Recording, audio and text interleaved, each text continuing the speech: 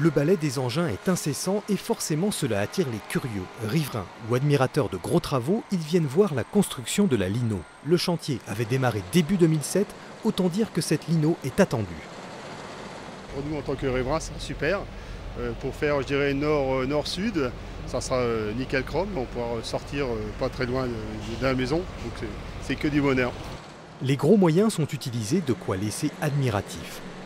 Ils ont du matériel, ça a beaucoup changé depuis des années, c'est sûr, parce que bon, on a vu l'évolution de ce matériel-là. Aujourd'hui, un petit peu dépassé par toute cette technologie quand même. Ils vont vite, hein, là, c'est ça? Très vite, très vite.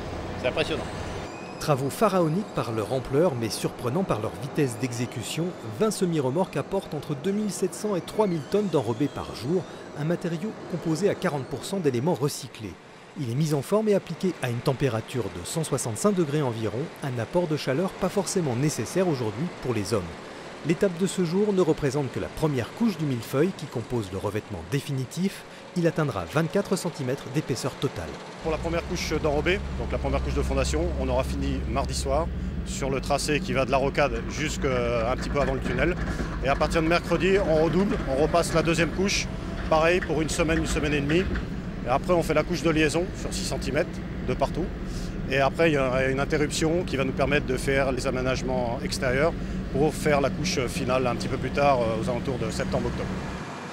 Côté calendrier, tous les équipements de sécurité et aménagement doivent être installés à partir de septembre et la mise en service définitive est prévue pour début 2014.